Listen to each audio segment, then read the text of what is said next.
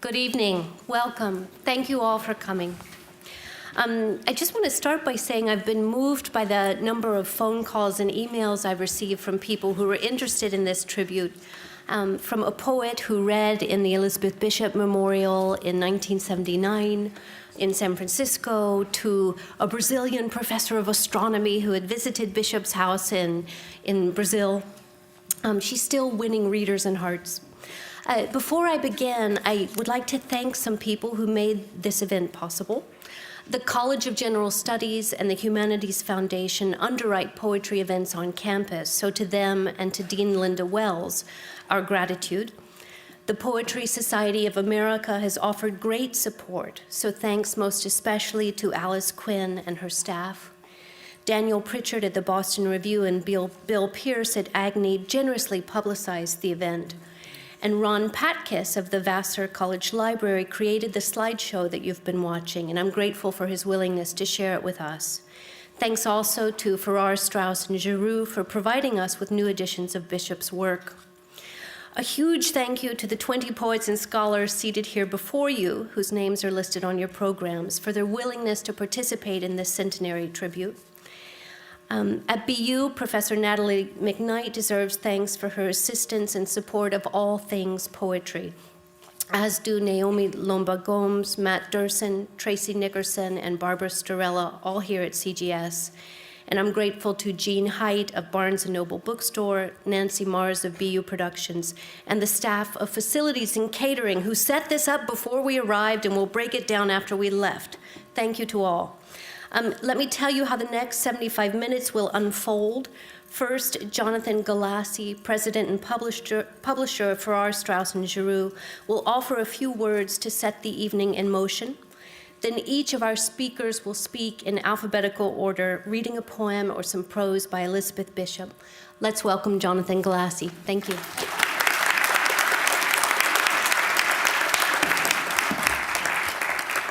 Thank you, Meg, and I want to thank everyone up here for participating in this celebration of Elizabeth Bishop's centenary.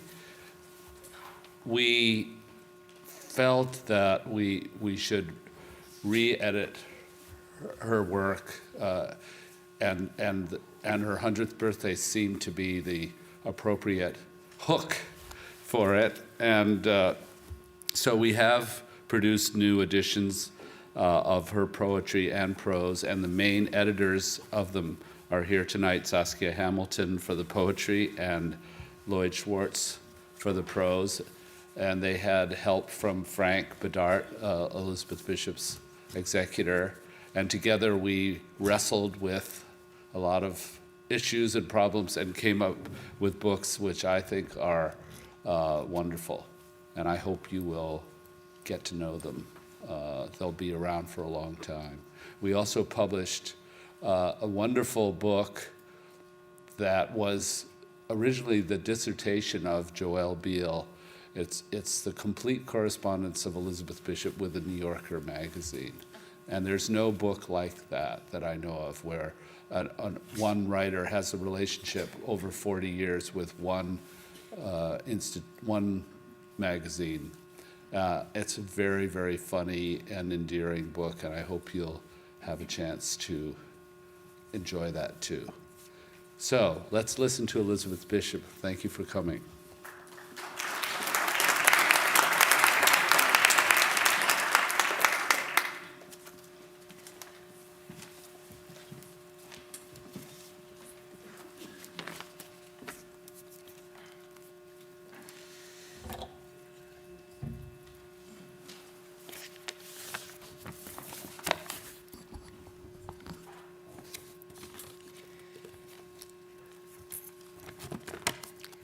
The Moose, for Grace Boomer Bowers. From narrow provinces of fish and bread and tea, home of the long tides where the bay leaves the sea twice a day and takes the herring's long rides, where if the river enters or retreats, in a wall of brown foam depends on if it meets the bay coming in, the bay not at home, or silted red. Sometimes the sun sets facing our Red Sea, and others veins the flats lavender, rich mud in burning rivulets. On red, gravelly roads, down rows of sugar maples, past clapboard farmhouses and neat clapboard churches, bleached, ridged as clamshells, past twin silver birches. Through late afternoon, a bus journeys west, the windshield flashing pink, glancing off of metal, brushing the dented flank of blue, beat-up enamel. Down hollows, up rises, and waits patient while a lone traveler gives kisses and embraces to 7 relatives, and a collie supervises. Goodbye to the elms, to the farm, to the dog. The bus starts. The light grows richer. The fog, shifting, salty, thin, comes closing in. Its cold round crystals form and slide and settle in the white hen's feathers, in gray glazed cabbages, on the cabbage roses and lupins like apostles. The sweet peas cling to their wet white string on the whitewashed fences. Bumblebees creep inside the foxgloves. And evening commences. One stop at Bass River. Then the economies, lower, middle, upper. 5 islands, 5 houses, where a woman shakes a tablecloth out after supper. A pale flickering, gone. The Tantramar marshes and the smell of salt hay. An iron bridge trembles and a loose plank rattles but doesn't give way. On the left, a red light swims through the dark, a ship's port lantern. 2 rubber boots show, illuminated, solemn. A dog gives 1 bark. A woman climbs in with 2 market bags, brisk, freckled, elderly. Grand night, yes, sir, all the way to Boston. She regards us amicably. Moonlight, as we enter the New Brunswick woods, hairy, scratchy, splintery. Moonlight and mist caught in them, like lamb's wool on bushes in a pasture. The passengers lie back, snores, some long sighs. A dreamy divagation begins in the night, a gentle, auditory, slow hallucination. In the creakings and noises, an old conversation, not concerning us, but recognizable somewhere back in the bus. Grandparents' voices, uninterruptedly, talking in eternity. Names being mentioned, things cleared up finally, what he said, what she said, who got pensioned. Deaths and sicknesses. The year he remarried, the year something happened. She died in childbirth. That was the son lost when the schooner foundered. He took to drink. Yes, she went to the bad. When Amos began to pray, even in the store. And finally, the family had to put him away. Yes, that peculiar affirmative. Yes, a sharp, indrawn breath. Half groan, half acceptance that means life's like that. We know it. Also, death. Talking the way they talked in the old feather bed, peacefully, on and on. Dim lamplight in the hall, down in the kitchen, the dog tucked in her shawl. Now, it's all right now even to fall asleep, just as on all those nights. Suddenly the bus driver stops with a jolt, turns off his lights. A moose has come out of the impenetrable wood and stands there, looms rather, in the middle of the road. It approaches. It sniffs at the bus's hot hood. Towering, antlerless, high as a church, homely as a house, or safe as houses. A man's voice assures us, perfectly harmless. Some of the passengers exclaim in whispers, childishly, softly, sure are big creatures. It's awful plain. Look, it's a she. Taking her time, she looks the bus over, grand, otherworldly. Why? Why do we all feel, this sweet sensation of joy? Curious creatures, says our quiet driver, rolling his R's. Look at that, would you? Then he shifts gears. For a moment longer, by craning backward, the moose can be seen on the moonlit macadam. Then there's a dim smell of moose, an acrid smell of gasoline.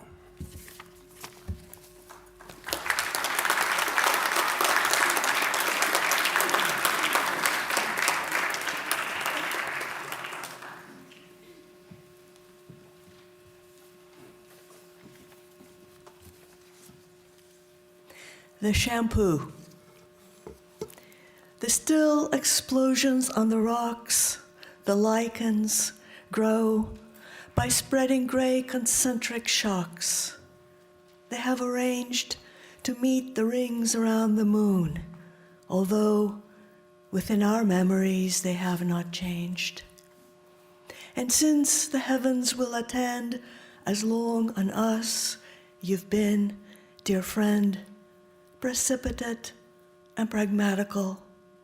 And look what happens, for time is nothing if not amenable. The shooting stars in your black hair and bright formation are flocking where? So straight, so soon. Come, let me wash it in this big tin basin, battered and shiny like the moon.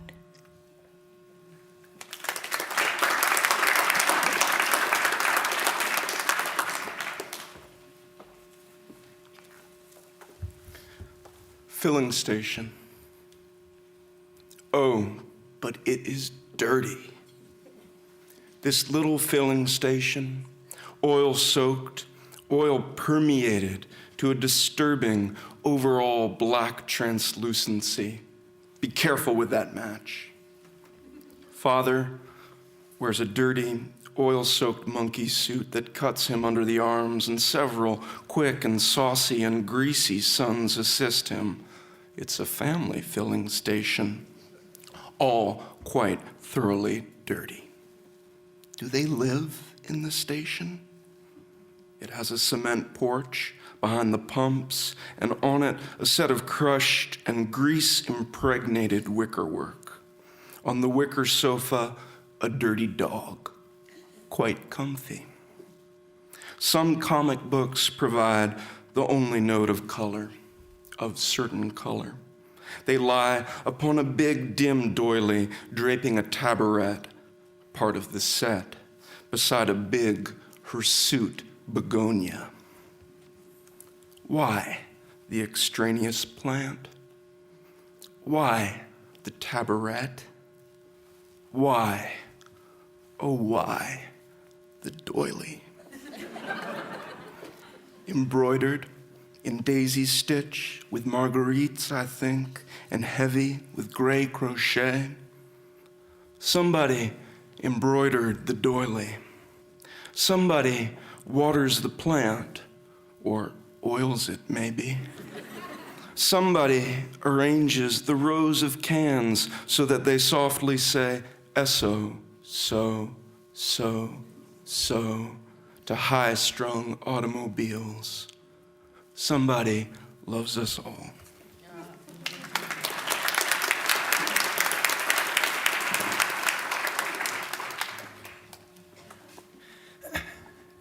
Pink Dog, Rio de Janeiro. The sun is blazing and the sky is blue. Umbrellas clothe the beach in every hue. Naked, you trot across the avenue. Oh, never have I seen a dog so bare, naked and pink without a single hair. Startled, the passers-by draw back and stare. Of course, they're mortally afraid of rabies. You are not mad. You have a case of scabies, but look intelligent. Where are your babies? A nursing mother by those hanging teats. In what slum have you hidden them, poor bitch, while you go begging, living by your wits? Didn't you know? It's been in all the papers to solve this problem, how they deal with beggars. They take and throw them in the tidal rivers. Yes, idiots, paralytics, parasites go bobbing in the ebbing sewage, nights out in the suburbs where there are no lights. If they do this to anyone who begs, drugged, drunk, or sober, with or without legs, what would they do to sick four-legged dogs? In the cafes and on the sidewalk corners, the joke is going round that all the beggars who can afford them now wear life preservers. In your condition, you would not be able even to float, much less to dog paddle. Now look, the practical, the sensible solution is to wear a fantasia. Tonight, you simply can't afford to be an eyesore. But no one will ever see a dog in mascara this time of year. Ash Wednesday'll come, but Carnival is here. What sambas can you dance? What will you wear? They say that Carnival's degenerating. Radios, Americans, or something have ruined it completely. They're just talking. Carnival is always wonderful. A dipillated dog would not look well. Dress up, and dance at Carnival.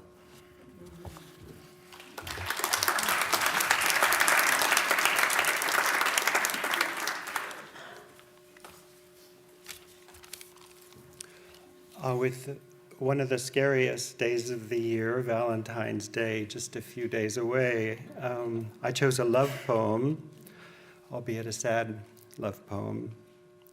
I chose this poem because it strikes me as ingenious that Elizabeth Bishop uses the villanelle form to write a poem about loss. In the villanelle, you will remember, nothing gets lost. With its rhymes and interlocking refrain, it is the most recuperative of forms. One art. The art of losing isn't hard to master. So many things seem filled with the intent to be lost, that their loss is no disaster. Lose something every day, except the fluster of lost door keys, the hour badly spent. The art of losing isn't hard to master.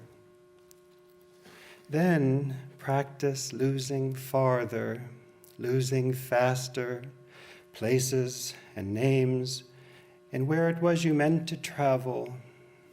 None of these will bring disaster. I lost my mother's watch, and look, my last, or next to last, of 3 loved houses went. The art of losing isn't hard to master. I lost 2 cities, lovely ones, and vaster, some realms I owned, 2 rivers, a continent. I miss them, but it wasn't a disaster. Even losing you, the joking voice, a gesture I love, I shan't have lied.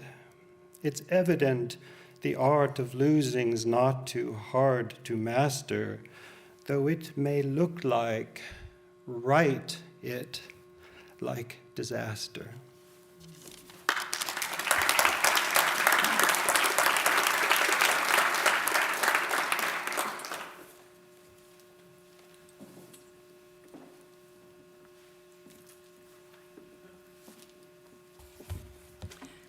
Well, we all love Elizabeth Bishop's poetry, but I was provoked to read a bit of her prose by a review I read in the Wall Street Journal last week. Dana Gioia had been reviewing the recent publications, and he said, "Abstract speculation bored Bishop, and she had no gift for intellectual argumentation." And I thought, that's just not true. Although, unlike an academic, Bishop, in her abstract speculation, always returns to experience and sensation to help her move forward in thought. So I'm going to read a little piece of Times Andromedas. So this is Bishop, the college student. Thought it was appropriate for this event. One afternoon last fall, I was studying very hard, bending over my book, with my book to the light of the high double windows. Concentration was so difficult that I had dug myself a sort of little black cave into the subject I was reading, and there I burrowed and scratched like the Count of Monte Cristo, expecting heaven knows what sudden revelation. My own thoughts, conflicting with those of the book, were making such a wordy racket that I heard and saw nothing, until the page before my eyes blushed pink. I was startled, then realized that there must be a sunset at my back, and waited a minute, trying to guess the color of it from the color of the little reflection. As I waited, I heard a multitude of small sounds, and knew simultaneously that I had been hearing them all along, sounds high in the air, of a faintly rhythmic irregularity, yet resembling the retreat of innumerable small waves, lake waves rustling on sand. Of course, it was the birds going south. Then we have several paragraphs of abstract speculation on bird flight and time before we turn back to the paper I guess she's trying to write. Although such comparisons are dangerous and all prove wrong if pushed very far, the flight of the birds did give me a sort of guess at what I felt about the time of certain novels and could not make clear to myself. There was the actual time of flying and my recognition of it, just as there are literal time relationships in connection with novels and the reading of them. But infinitely more important was that impression the birds had given to me of having set up a time pattern of their own, of having brought down the very sky and fused it with them in an absorption in their own motions that left the other parts of the sky in the lower world to move at a quite different clock pace. And then I had seen them finally as not a unit of motion, but rather a static point of a system, an idea of the world's time, the migration idea, so that I could have said the whole thing stood quite still, or happened, to misuse the curious expression, in no time. What went to make up this peculiar passing of another time, and why did I become conscious of the essential motionlessness of any such other time? I tried to answer from the birds in ancient augury fashion before I turned back to the books again. And then some more transition, and then the last part I'll read. It is an attempt, I believe, either to prolong this first contradictory time pattern into the after recollection of the novel, or to make it no longer contradictory but acquiescent with our own time pattern as we read, and at any rate to increase the importance of the time quality, that a great deal of our modern experimental writing is done. We have the microcosmic pattern of the waves, attempting possibly both things at once. We have Ulysses, with its classical unities obscured by the same microcosmic idea, and obscured slightly more by the idle fact of the actual reading time unavoidably upsetting the classical unities of time. And we have Proust, who perhaps achieves the perfect acquiescence of the past with our own time pattern. But the moment of acquiescence to the reader of Proust comes in that after realization of the whole book, not as we read along. He is explained for me by Wyndham Lewis's remark, "We can posit a time district, as it were, just as much as we can a place with its individual physical properties." Proust is the master of this time district, according to Wyndham Lewis, who regards it as one manifestation of the self-conscious time sense that has now been erected into a universal philosophy. However, I am not criticizing the modern time sense, probably being one of its minor victims. I'm trying to understand exactly what it has done to certain types of novels. It is enough to say that such a time district would be in agreement with a saved bit of our own time pattern fitting into it whenever the book is recalled. But besides this idea, I should like to think that there may be grounds for my own idea of the sustained contradictory time pattern, and that the essential prolonging of the time effect may be done, as I have said, for these two reasons: the sustaining of an acquiescent time pattern, Mr. Lewis's idea, and the sustaining of a contradictory one. This does not seem bored, and certainly isn't boring.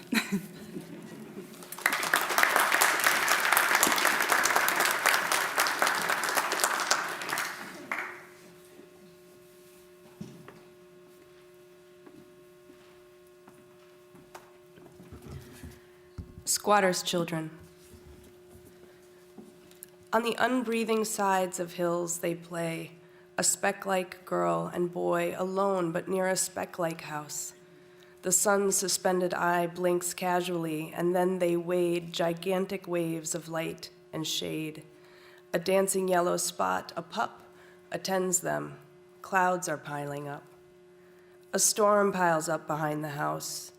The children play at digging holes. The ground is hard. They try to use one of their father's tools, a mattock with a broken haft the two of them can scarcely lift. It drops and clangs. Their laughter spreads effulgence in the thunderheads. Weak flashes of inquiry, direct as is the puppy's bark. But to their little soluble, unwarrantable arc, apparently the rain's reply consists of echolalia, and mother's voice, ugly as sin, keeps calling them to come in. Children, the threshold of the storm has slid beneath your muddy shoes. Wet and beguiled, you stand among the mansions you may choose out of a bigger house than yours, whose lawfulness endures. Its soggy documents retain your rights in rooms of falling rain.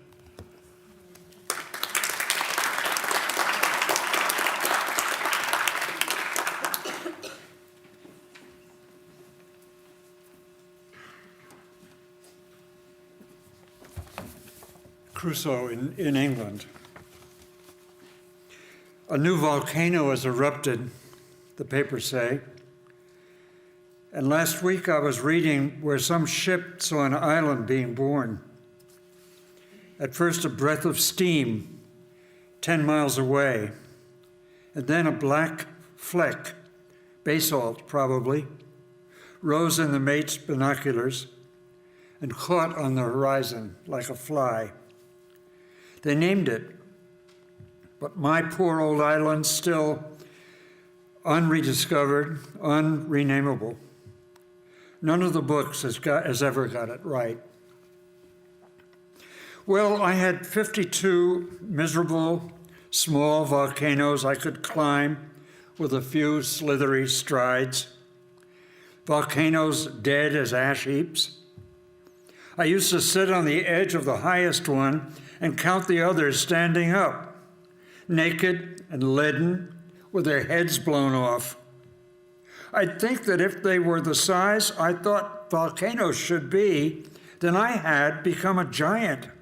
And if I had become a giant, I couldn't bear to think what size the goats and turtles were, or the gulls, or the overlapping rollers, a glittering hexagon of rollers, closing and closing in, but never quite, glittering and glittering, though the sky was mostly overcast.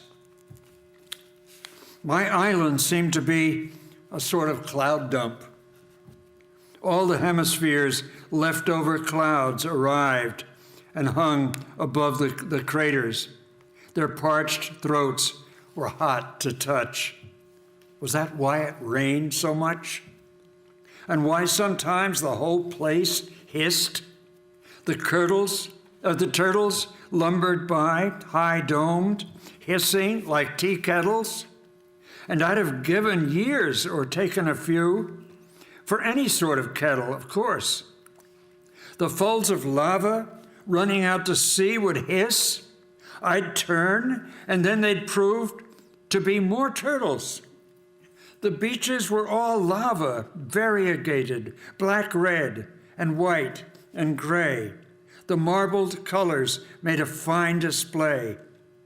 And I had water spouts, half a dozen at a time, far out. They'd come and go, advancing and retreating, their heads in cloud, their feet in moving patches of scuffed up white. Glass chimneys, flexible, attenuated, sacerdotal beings of glass. I watched the water spiral up in them like smoke. Beautiful, yes, but not much company. I often gave way to self-pity.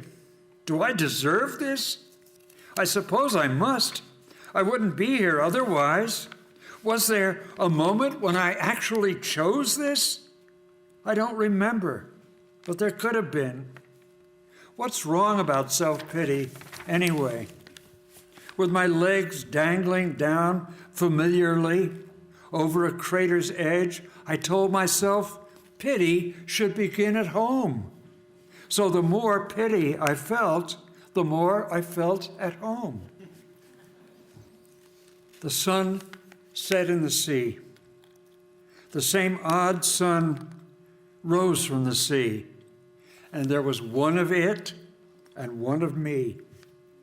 The island had one kind of everything, one tree snail, a bright violet blue with a thin shell crept over everything, over the one variety of tree, a sooty scrub affair.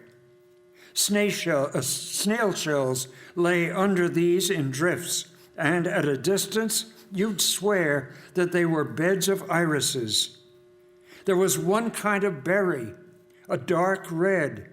I tried it, one by one, and hours apart, sub-acid, and not bad, no ill effects. And so I made home brew.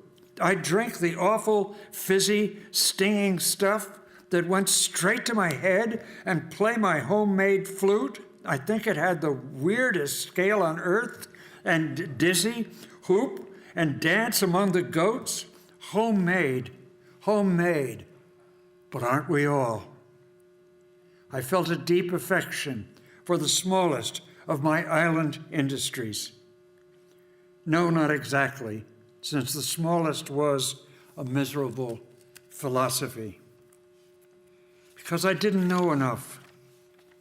Why didn't I know enough of something? Greek drama or astronomy. The books I'd read were full of blanks. The poems, well, I tried, reciting to my iris beds. They flash upon that inward eye, which is the bliss. The bliss of what? One of the first things that I did when I got back was look it up.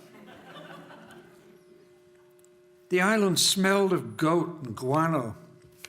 The goats were white, so were the gulls, and both too tame, or else they thought I was a goat, too, or a gull. Ba, ba, and shriek, shriek, shriek, ba, shriek, ba. I still can't shake them from my ears. They're hurting now.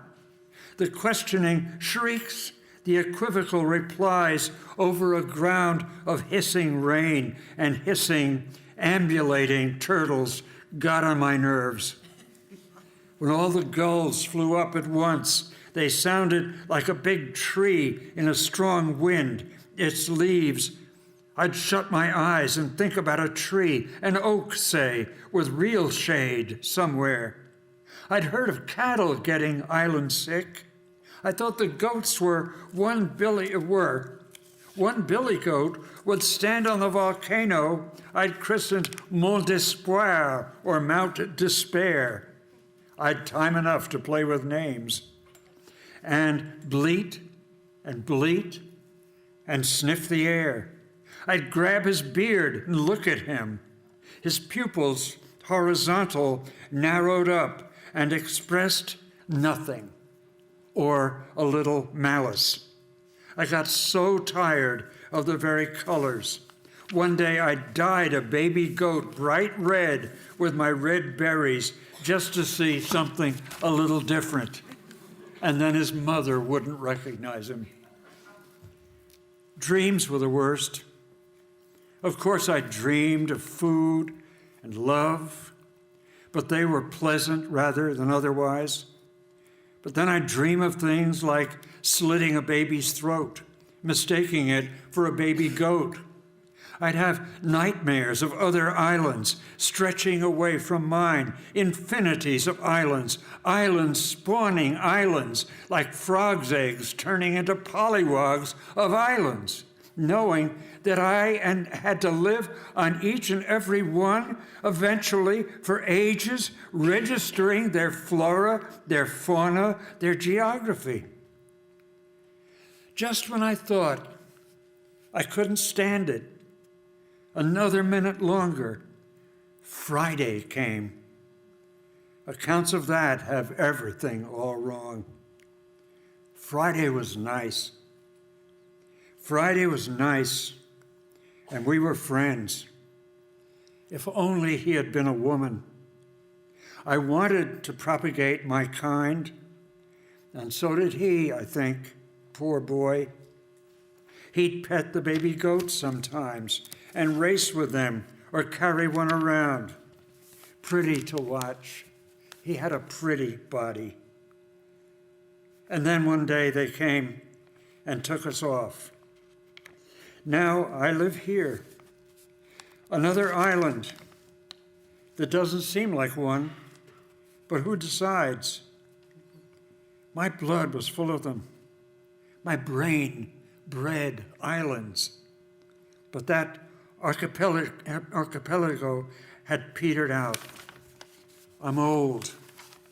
I'm bored too, drinking my real tea, surrounded by uninteresting lumber. The knife there on the shelf, it reeked of meaning like a crucifix. It lived. How many years did I beg it, implore it not to break? I knew each nick and scratch by heart, the bluish blade, the broken tip, the lines of wood grain in the handle. Now, it won't look at me at all.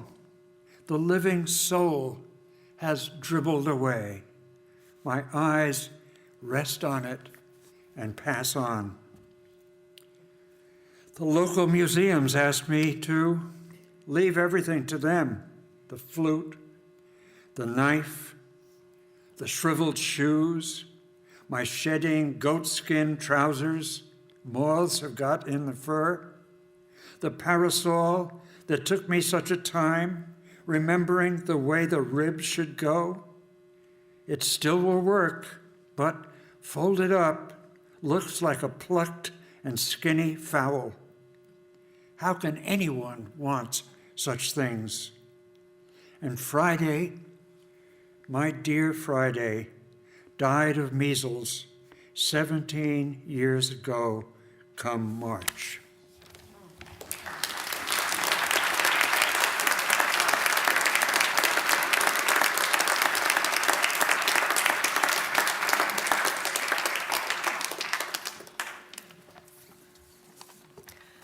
I'm going to read Bishop's poem, The Bight, B-I-G-H-T. It's a word for a bay, and it was written on her birthday, February 8th in 1948, when she was spending a winter in Key West in an apartment that she described as good for writing because it possessed the kind of meager hideousness you can look at once and forget completely.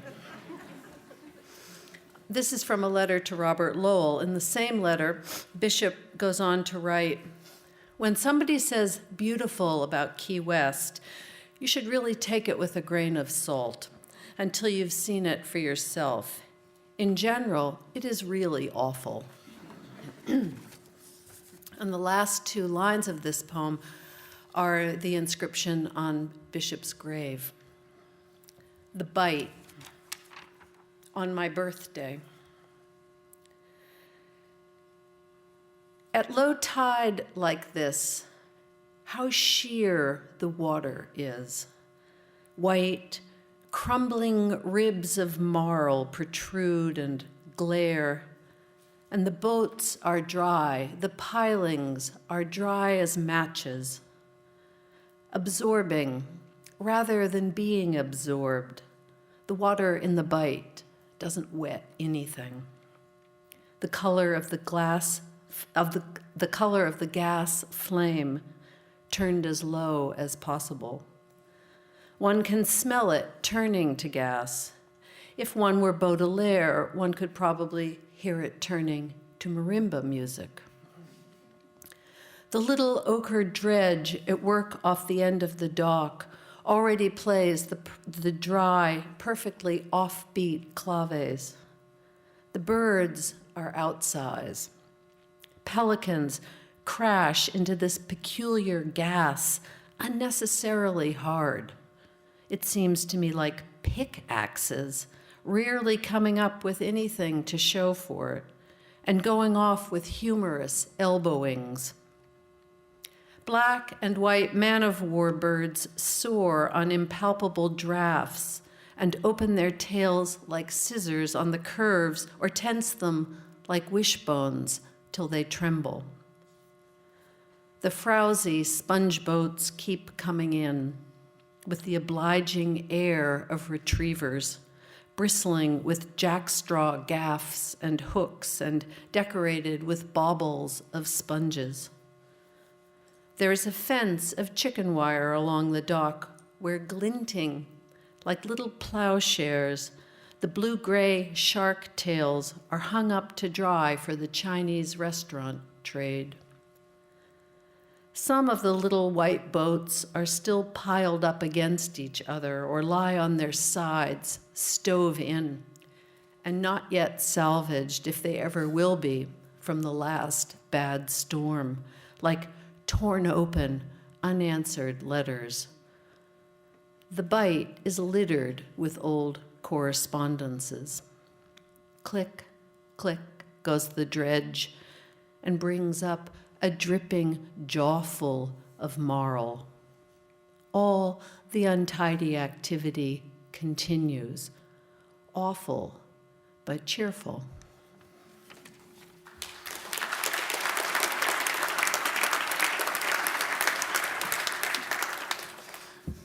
It's remarkable how few repetitions there have been of the poems that were read in New York the other night and what we've heard tonight.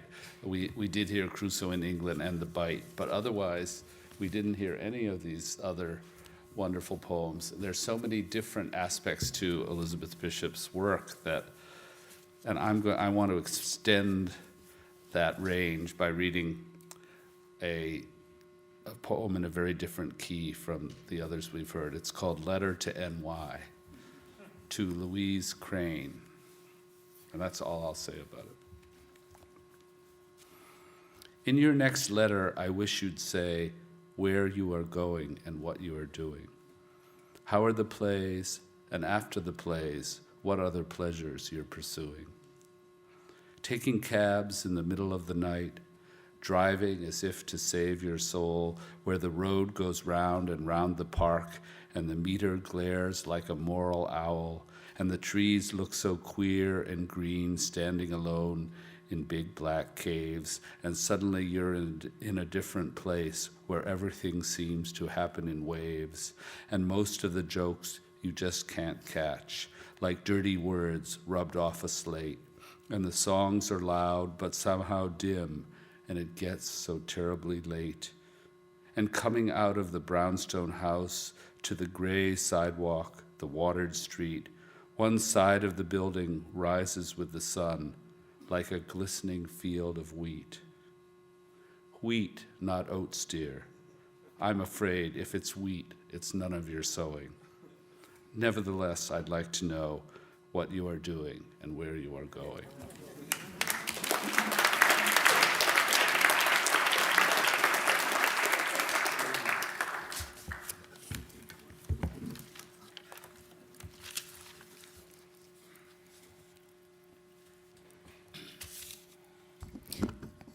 Questions of travel. There are too many waterfalls here. The crowded streams hurry too rapidly down to the sea, and the pressure of so many clouds on the mountaintops makes them spill over the sides in soft, slow motion, turning to waterfalls under our very eyes. For if those streaks, those mile-long, shiny tear stains aren't waterfalls yet, in a quick age or so, as ages go here, they probably will be. But if the streams and clouds keep traveling, the mountains look like the hulls of capsized ships, slime-hung and barnacled. Think of the long trip home. Should we have stayed at home and thought of here? Where would we be today? Is it right to be watching strangers in a play in this strangest of theaters? What childishness is it that while there's a breath of life in our bodies, we are determined to rush to see the sun the other way round? The tiniest green hummingbird in the world? To stare at some inexplicable old stonework, inexplicable and impenetrable at any view, instantly seen and always, always delightful? Oh, must we dream our dreams and have them too? And have we room for one more folded sunset, still quite warm? But surely it would have been a pity not to have seen the trees along this road, really exaggerated in their beauty, not to have seen them gesturing like noble pantomimists robed in pink, not to have had to stop for gas and heard the sad two-noted wooden tune of disparate wooden clogs carelessly clacking over a grease-stained filling station floor. In another country, the clogs would all be tested. Each pair there would have identical pitch. A pity not to have heard the other less primitive music of the fat brown bird who sings above the broken gasoline pump in a bamboo church of Jesuit Baroque. 3 towers, 5 silver crosses. Yes, a pity not to have pondered, blurredly and inconclusively, on what connection can exist for centuries between the crudest wooden footwear and careful and finicky the whittled fantasies of wooden cages. Never to have studied history in the weak calligraphy of songbirds' cages. And never to have had to listen to rain so much like politicians' speeches, 2 hours of unrelenting oratory, and then a sudden golden silence in which the traveler takes a notebook, writes. Is it the lack of imagination that makes us come to imagined places, not just stay at home? Or could Pascal have been not entirely right about just sitting quietly in one's room? Continent, city, country, society, the choice is never wide and never free. And here or there, no. Should we have stayed at home, wherever that may be?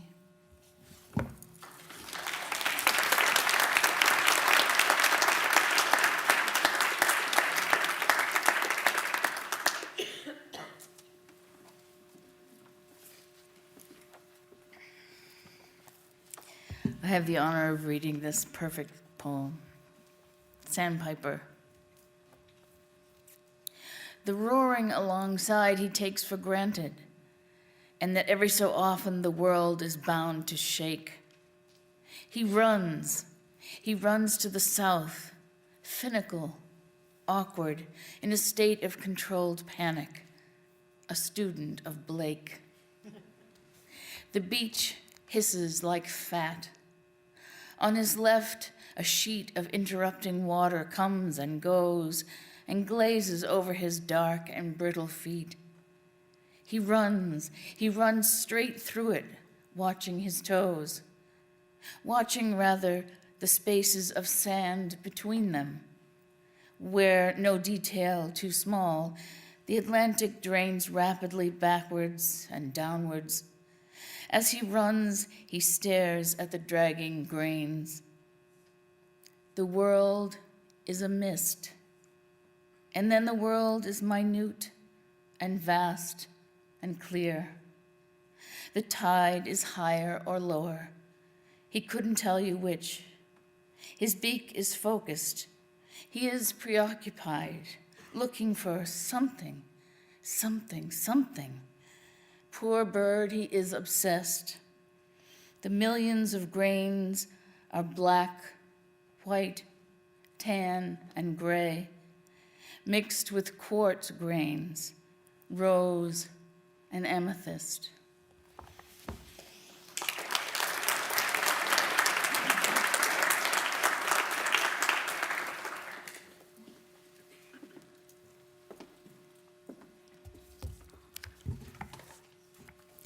Cirque d'hiver, winter circus.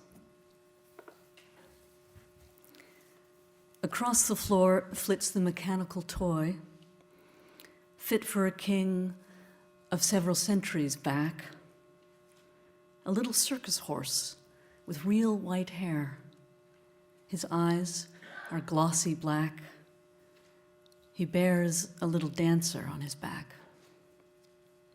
She stands upon her toes and turns and turns. A slanting spray of artificial roses is stitched across her skirt and tinsel bodice. Above her head, she poses another spray of artificial roses. His mane and tail are straight from Curico. He has a formal, melancholy soul. He feels her pink toes dangle toward his back along the little pole that pierces both her body and her soul and goes through his and reappears below under his belly as a big tin key. He canters 3 steps, then he makes a bow, canters again, bows on one knee, canters, then clicks and stops and looks at me. The dancer by this time has turned her back. He is the more intelligent by far. Facing each other rather desperately, his eyes like a star, we stare and say, well, we have come this far.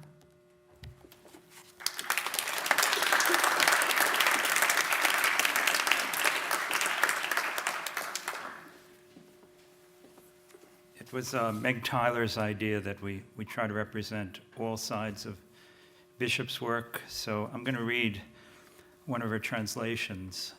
It's a translation of the Mexican poet Octavio Paz, and it's a poem that he wrote in nearby Cambridge.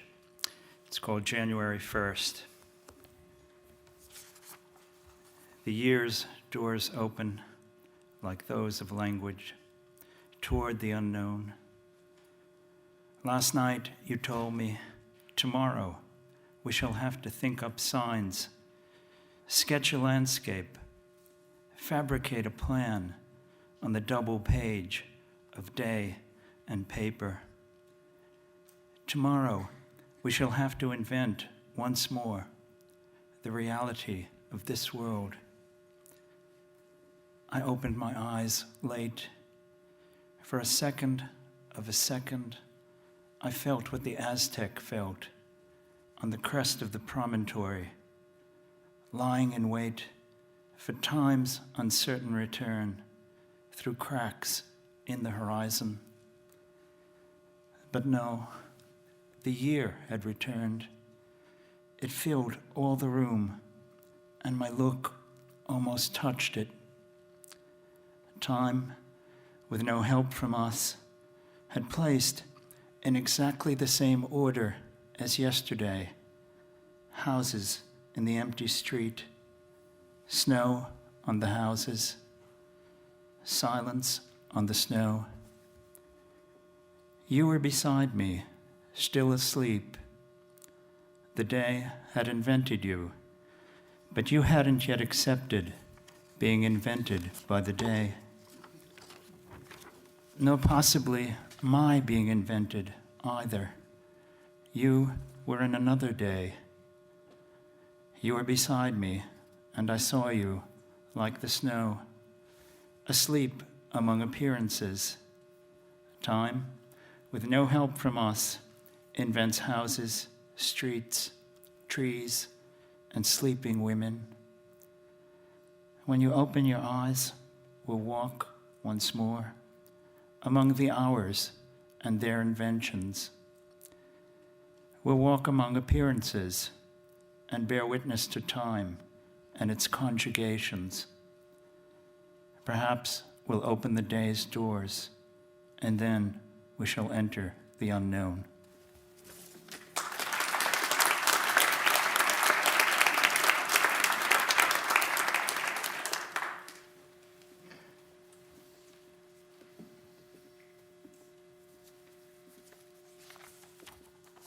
I'm going to read a poem called The End of March. And I just want to quote the first sentence or two of an early story of Bishop's called In Prison, because I think this poem it's the daydream that we have that's both desire for and dread of being utterly alone. So In Prison begins, I can scarcely wait for the day of my imprisonment. It is then that my life, my real life, will begin. And The End of March, for John Malcolm Brennan, and Bill Reed, Duxbury. It was cold and windy, scarcely the day to take a walk on that long beach. Everything was withdrawn as far as possible, indrawn.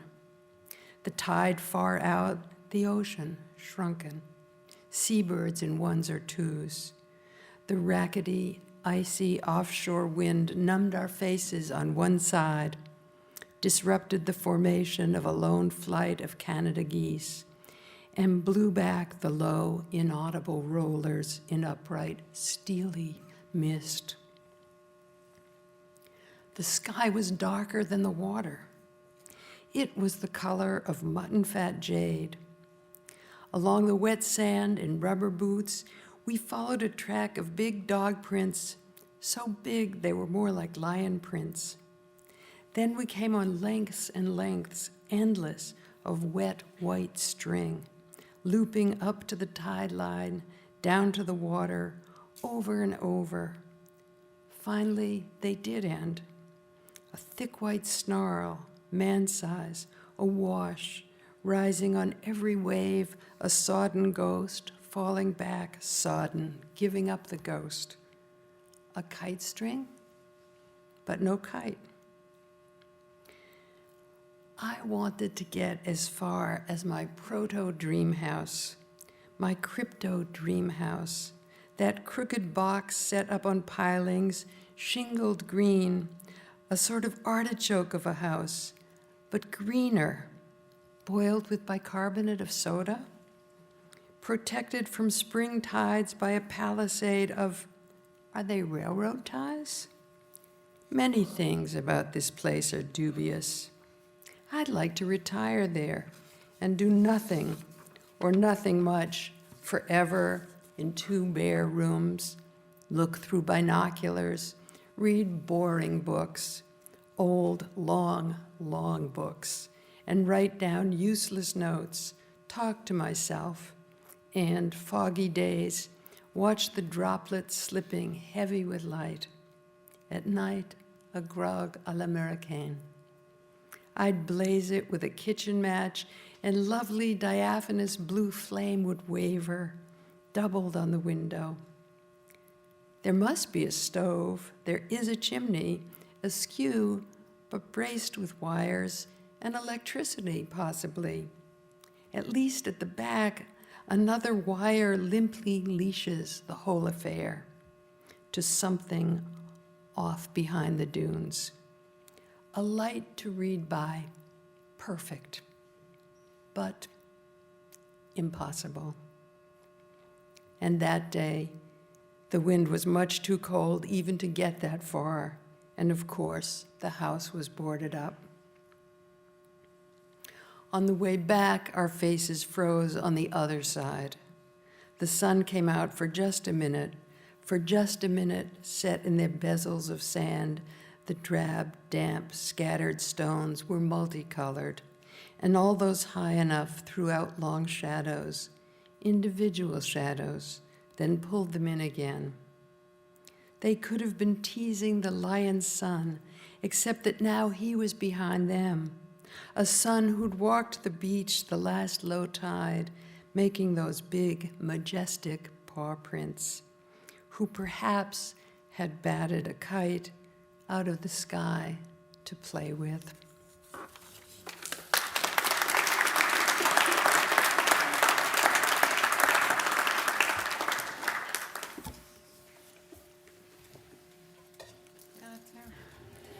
I'm going to read a few short entries from Elizabeth Bishop's journals, the first 4 from Cuttyhunk Island off the coast of New Bedford, Massachusetts, where she traveled with her friend Robert Seaver the summer after her graduation from Vassar, and the remainder from New York in the ensuing months. Mr. Van Woutenaer wanted to simplify life all the time. That's the fascination on an island. That is also why it is fun to be in a difficult situation for a few hours, in which you tie machinery together with string, cut fences, etc. On an island, you live all the time in this Robinson Crusoe atmosphere, making this do for that, and contriving and inventing. A poem should be made about making things in a pinch and how it looks sad when the emergency is over. The goats are so tame they allow you to hold their pointed chins in the palm of your hand and look into their beautiful yellow eyes. They are kept for pets and run along the stone walls. The kitten Mitzi feels like a handful of feathers, and the landlady's daughter tells me weighs 1 pound and a quarter. In the thick fog at night, 3 foghorns can be heard well, and more of them faintly, purring or whining. The whole island seems like a throat, in the midst of warning, more afraid for the ships than for itself. The water so clear and pale that you were seeing into it at the same time you were looking at its surface, a duplicity all the way through. I don't think we can stand too much virtue in our friends, at least not of the kind that penetrates through and through. Virtues in a friend should be like gold leaf hammered very thin, but beautiful to see. Apparent and all over brilliant from every angle and tough enough for all ordinary purposes, but just transparent enough to see, or thin enough to break through to in an emergency, the good, solid core of selfishness and indifference underneath. If the gold leaf is missing, it's hard to like the person. If it's gold leaf all the way through, he's not to be depended upon. This is the label of the maple sugar jar. I suppose I got the idea of looking at labels from Miss Moore's poem about the camellias, but this one really pleases the imagination, I think. The pink and blue sky means either morning or evening. I prefer to think that it's early morning.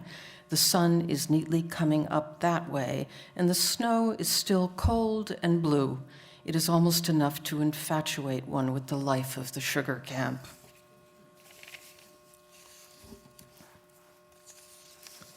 My friendly circumstances, my good fortune, surround me so well and safely, and only I am wrong, inadequate.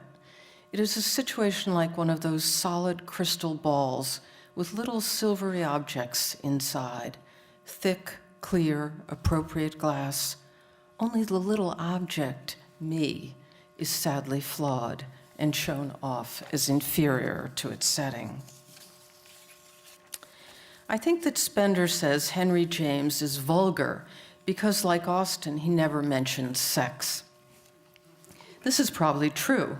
What one feels the lack of even more than the mention of sex, I think, is something that depends on it, in a way, simple contact between the characters.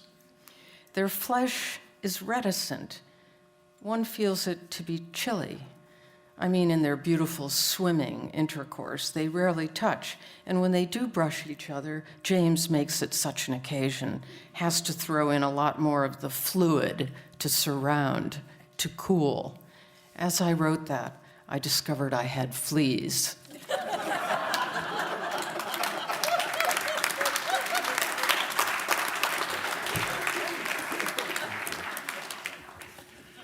I too have chosen prose. I'm going to read the first page of the story, The Sea and Its Shore. I just want to say 3 things quickly before that. The first is that she knew that it was absurd that poets felt themselves inherently superior to prose writers. Second, she knew that these were simply different systems of punctuation, with a great deal depending upon that, Shakespeare being the greatest prose writer in English. And she knew that poetry did not really have paragraphs. It has something which may claim the status of a paragraph, but a paragraph in prose will forever be different from any effect achievable in poetry, because it is white space determined by the composer, not by the compositor.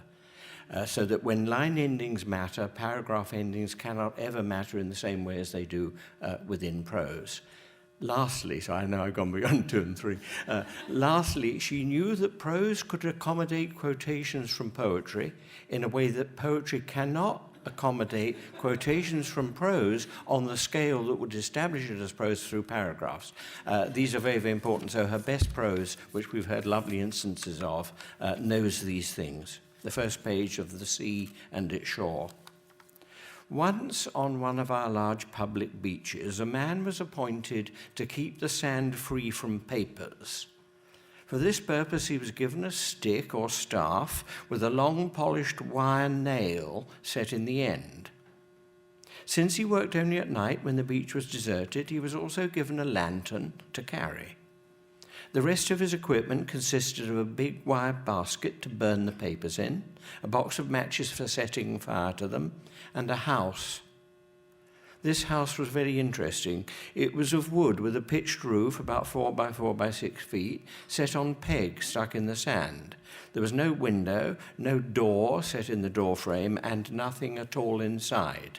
There was not even a broom, so that occasionally our friend would get down on his knees and with his hands brush out the sand he had tracked in.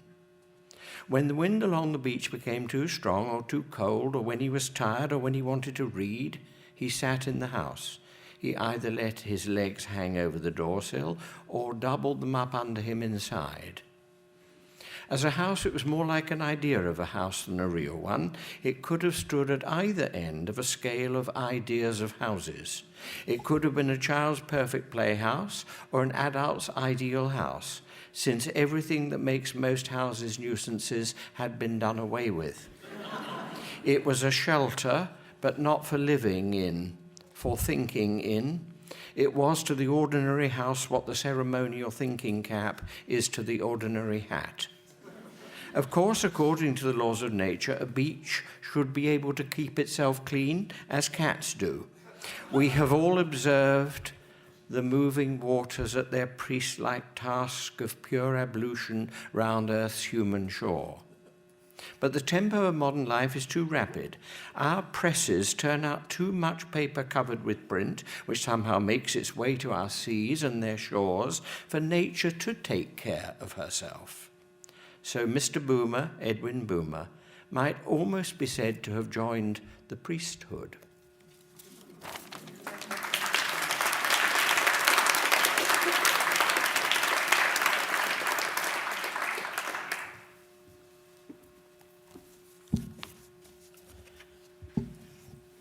I shall read the poem called The Riverman.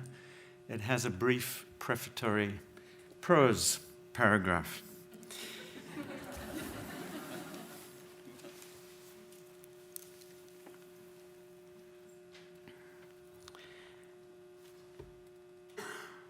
A man in a remote Amazonian village decides to become a sakaka, a witch doctor who works with water spirits. The river dolphin is believed to have supernatural powers. Luandinha is a river spirit associated with the moon. And the pirarucu is a fish weighing up to 400 pounds. These and other details on which this poem is based are from Amazon Town by Charles Wagley. The Riverman. I got up in the night, for the dolphin spoke to me. He grunted beneath my window, hid by the river mist, but I glimpsed him, a man like myself. I threw off my blanket, sweating. I even tore off my shirt. I got out of my hammock and went through the window, naked. My wife slept and snored. Hearing the dolphin ahead, I went down to the river, and the moon was burning bright as the gasoline lamp mantle with the flame turned up too high, just before it begins to scorch. I went down to the river. I heard the dolphin sigh as he slid into the water. I stood there listening till he called from far outstream. I waded into the river, and suddenly a door in the water opened inward, groaning a little, with water bulging above the lintel.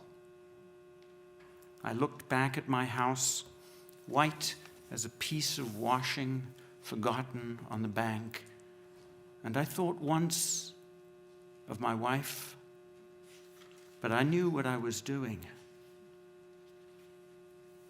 They gave me a shell of cachaça and decorated cigars. The smoke rose like mist through the water, and our breaths didn't make any bubbles. We drank cachaça and smoked the green cheroots. The room filled with gray-green smoke, and my head couldn't have been dizzier. Then, a tall, beautiful serpent in elegant white satin, with her big eyes green and gold, like the lights on the river steamers. Yes, Luandinha, none other, entered and greeted me. She complimented me in a language I didn't know. But when she blew cigar smoke into my ears and nostrils, I understood, like a dog. Although I can't speak it yet. They showed me room after room and took me from here to Belém and back again in a minute. In fact, I'm not sure where I went, but miles under the river. 3 times now I've been there. I don't eat fish anymore. There is fine mud on my scalp, and I know from smelling my comb that the river smells in my hair. My hands and feet are cold. I look yellow, my wife says, and she brews me stinking teas I throw out behind her back. Every moonlit night, I'm to go back again. I know some things already, but it will take years of study. It is all so difficult. They gave me a mottled rattle and a pale green coral twig and some special weeds like smoke. They're under my canoe. When the moon shines on the river, oh, faster than you can think it, we travel upstream and downstream. We journey from here to there, under the floating canoes, right through the wicker traps. When the moon shines on the river and Luandinha gives a party.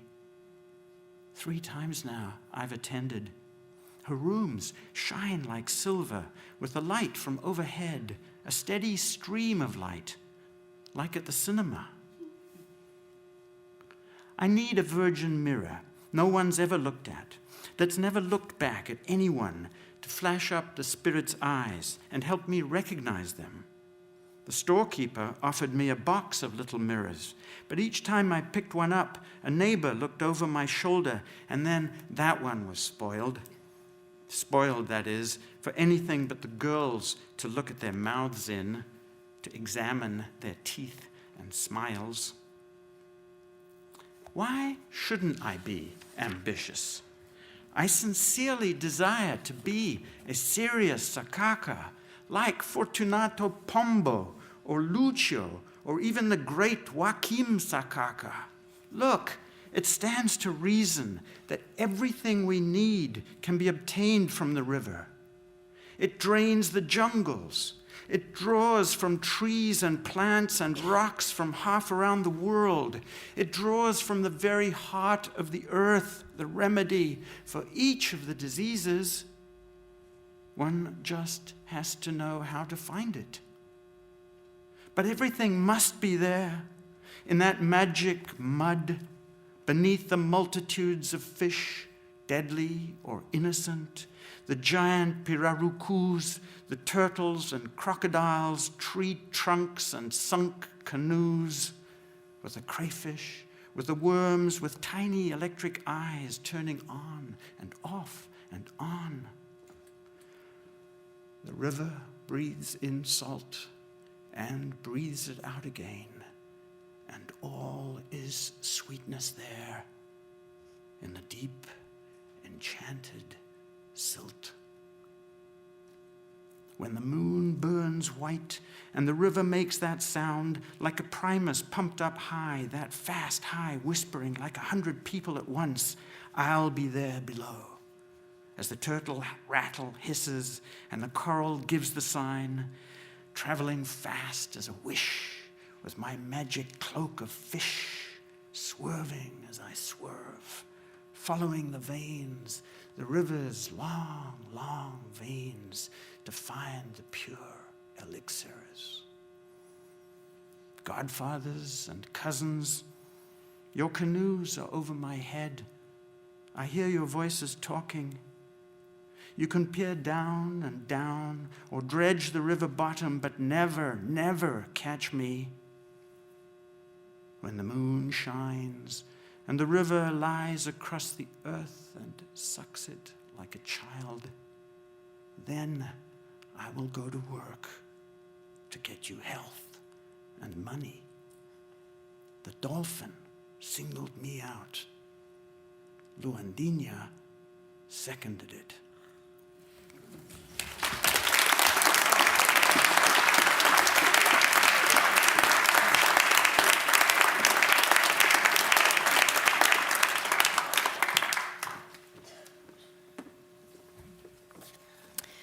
I'm going to read Bishop's poem, Cestina. Many of you know that a sestina is a form in which 6 words keep repeating with such potential for monotony that it's a miracle that anyone has ever written a good one. This is a perfect one. Cestina. September rain falls on the house. In the failing light, the old grandmother sits in the kitchen with the child beside the little marble stove, reading the jokes from the almanac, laughing and talking to hide her tears. She thinks that her equinoctial tears and the rain that beats on the roof of the house were both foretold by the almanac, but only known to a grandmother. The iron kettle sings on the stove.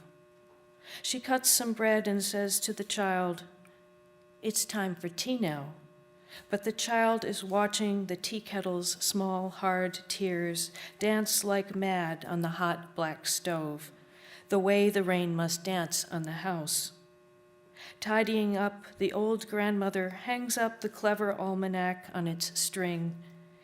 Bird-like, the almanac hovers half open above the child, hovers above the old grandmother and her teacup full of dark brown tears. She shivers and says she thinks the house feels chilly and puts more wood in the stove.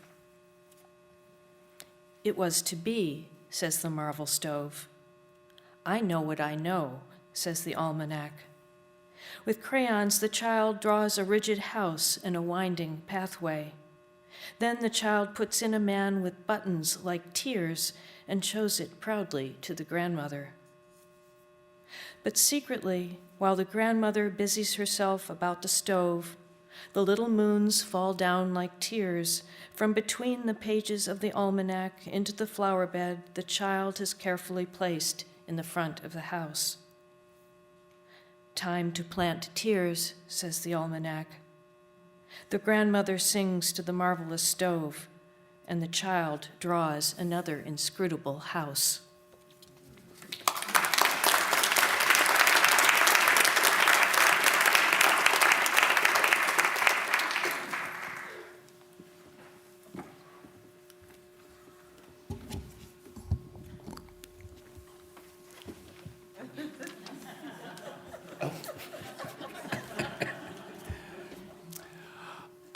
The poem the poem I'm going to read tonight, I first heard in a telephone booth in a shopping mall in Santa Fe. I was spending the summer there, and I was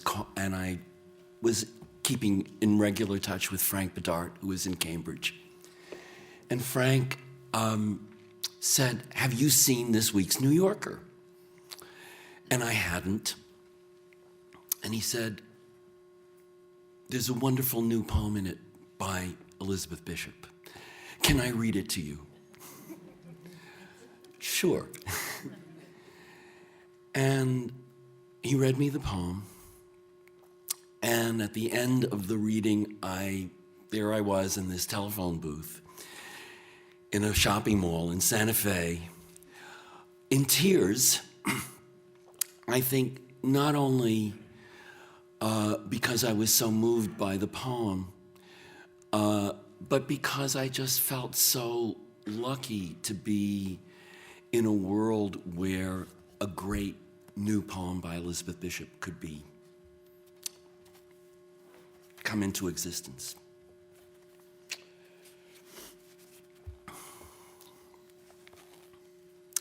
In the waiting room. In Worcester, Massachusetts, I went with Aunt Consuelo to keep her dentist's appointment and sat and waited for her in the dentist's waiting room. It was winter. It got dark early. The waiting room was full of grown-up people, arctics and overcoats, lamps and magazines. My aunt was inside what seemed like a long time, and while I waited, I read the National Geographic. I could read. And carefully studied the photographs. The inside of a volcano, black and full of ashes. Then it was spilling over in rivulets of fire. Osa and Martin Johnson, dressed in riding breeches, laced boots and pith helmets. A dead man slung on a pole. Long pig, the caption said. Babies with pointed heads, wound round and round with string. Black naked women with necks wound round and round with wire, like the necks of light bulbs. Their breasts were horrifying. I read it right straight through. I was too shy to stop. And then I looked at the cover, the yellow margins, the date. Suddenly, from inside, came an oh of pain and Consuelo's voice, not very loud or long. I wasn't at all surprised. Even then, I knew she was a foolish, timid woman. I might have been embarrassed, but wasn't. What took me completely by surprise was that it was me, my voice in my mouth. Without thinking at all, I was my foolish aunt. We were falling, our eyes glued to the cover of the National Geographic, February 1918. I said to myself, 3 days and you'll be 7 years old. I was saying it to stop the sensation of falling off the round, turning world into cold, blue-black space. But I felt, you are an I. You are an Elizabeth. You are one of them. Why should you be one too? I scarcely dared to look to see what it was I was. I gave a sidelong glance. I couldn't look any higher. At shadowy gray knees, trousers and skirts and boots, and different pairs of hands lying under the lamps. I knew that nothing stranger had ever happened, that nothing stranger could ever happen. Why should I be my aunt, or me, or anyone? What similarities, boots, hands, the family voice I felt in my throat, or even the National Geographic and those awful hanging breasts, held us all together, or made us all just one? How, I didn't know any word for it. How unlikely. How had I come to be here like them and overhear a cry of pain that could have got loud and worse, but hadn't. The waiting room was bright and too hot. I was sliding beneath a big black wave, another and another. Then I was back in it. The war was on. Outside in Worcester, Massachusetts, were night and slush and cold. And it was still the 5th of February, 1918.